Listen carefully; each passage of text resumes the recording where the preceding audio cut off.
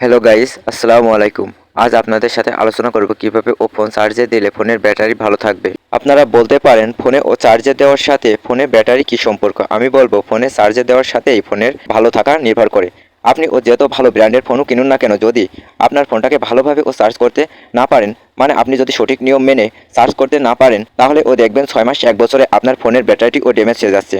যতই চেষ্টা করেন না কেন, আপনার ফোনের ব্যাটারি ব্যাকআপ দিবে না। এক্ষেত্রে আমি বেশ কিছু টিপস আপনাদের সামনে উপস্থাপন করব। যদি এই টিপসগুলো মেনে চলতে পারেন, তাহলে আপনাদের ফোনের ব্যাটারি ভালো থাকবে, সেই সাথে লং লাস্টিং তো পাবেনই। সেই সাথে টিপস নম্বর 1, সারা রাত ধরে ফোন চার্জে দিবেন না। কারণ আপনি খেয়াল করে দেখবেন যে আপনার ফোনে 100% চার্জ হয়ে যাওয়ার পরেও আপনার ফোনের চার্জার ব্যাটারির উপর একটা প্রেসার দিতে থাকে, যার ফলে ব্যাটারি সেই প্রেসার নিতে পারে না, যার ফলে দ্রুত নষ্ট হয়ে যায়। তাই সারা রাত ধরে ফোন চার্জে দিবেন না। টিপস নম্বর 2, ফোনে অরিজিনাল চার্জার ছাড়া অন্য চার্জার ব্যবহার করবেন না। কারণ যদি অরিজিনাল চার্জার ব্যবহার না করে যদি অন্য চার্জার ব্যবহার করেন, তাহলে একটা জিনিস খেয়াল করে দেখবেন অরিজিনাল যে চার্জার বা যে ব্যাটারিটা রয়েছে তার সমন্বয় করেই কিন্তু ফোনটাকে তৈরি করা হয়েছে।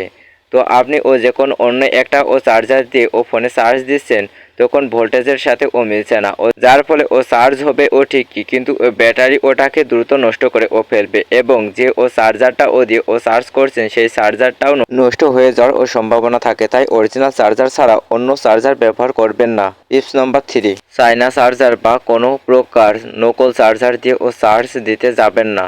কারণ নকল চার্জারের ভোল্টেজ ঠিক থাকে না, যার ফলে আপনার ফোনের ব্যাটারি দ্রুত ড্যামেজ হয়ে যেতে পারে। টিপস নম্বর 4, কোনো প্রকার ফাস্ট চার্জার দিয়ে চার্জ করতে যাবেন না। কারণ যদি আপনার ফোনে ফাস্ট চার্জার সাপোর্ট না করে, তাহলে সেই ক্ষেত্রে আপনার ফোনের যে ব্যাটারি রয়েছে তার যে কর্মক্ষমতা তার উপরে চার্জার একটা অতিরিক্ত প্রেসার দিতে থাকে। চার্জার চেষ্টা করে ফোনে চার্জ করতে, তো যখন আপনার ফোন ব্যাটারি সেই লোডটা নিতে পারে না, তখন আপনার ফোনের ব্যাটারিটা নষ্ট হয়ে যায়, যেই কারণে দিন দিন কর্মক্ষমতা কমে যায়। তাই ফাস্ট চার্জার ব্যবহার করবেন না। ফাস্ট চার্জার যদি সাপোর্ট করে তাহলে ব্যবহার করবেন। টিপস নম্বর 5, যে কোনো ব্যাক কাভার ব্যবহার করা বন্ধ করুন। আমরা মনে করি ব্যাক কাভার ফোনটাকে সুরক্ষিত রাখবে, আসলে তা নয়। আপনি যখন ফোনটা চার্জ করেন, ফোনটা কিছুটা গরম হয়, তো ফোনে যে তাপটা তৈরি হয় সেই তাপটা বেরিয়ে যেতে পারে না, যার ফলে আপনার ফোনটা ধীরে ধীরে নষ্ট হয়ে যায়। তাই কোনো ব্যাক কাভার ব্যবহার করবেন না। এছাড়া কিছু মারাত্মক সমস্যা রয়েছে। আপনি যখন গেম খেলেন, আপনি যখন লং টাইম কথা বলেন, তখন ফোনটা গরম হয়ে যায় এবং ফোনটা কোনো আলো বাতাস পায় না।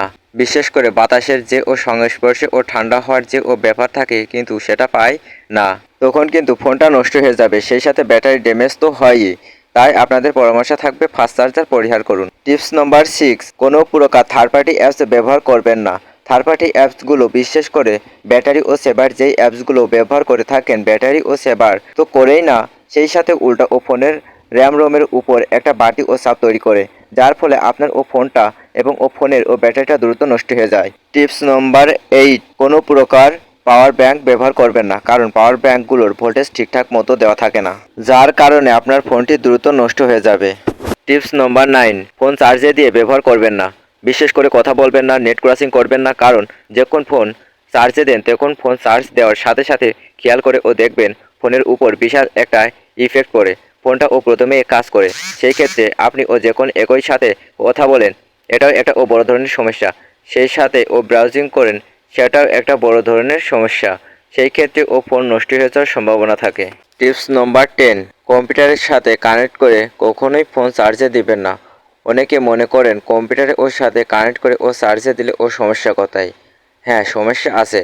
কারণ কম্পিউটারের সাথে ফোনের যে চার্জারের যে ভোল্ট, সেটা কখনোই মিলবে না। তো সেটার মধ্যে একটা তারতম্য থেকেই থাকে। কম্পিউটার একটা লং প্রসেসে চার্জিং সরবরাহ করে থাকে। তো আপনার ফোনের কী পরিমাণ বা কত ভোল্ট চার্জ লাগবে, সেটা সেই অনুপাতে দেয় না, যার ফলে অনেকের কম্পিউটার থেকে চার্জ হতে সময় লাগে, আবার অনেক ফোনে দ্রুত চার্জ হয়ে যায়, যার ফলে ভোল্টেজের একটা গ্যাপ থেকে যায়, ফলে ব্যাটারি দ্রুত নষ্ট হয়ে যায়।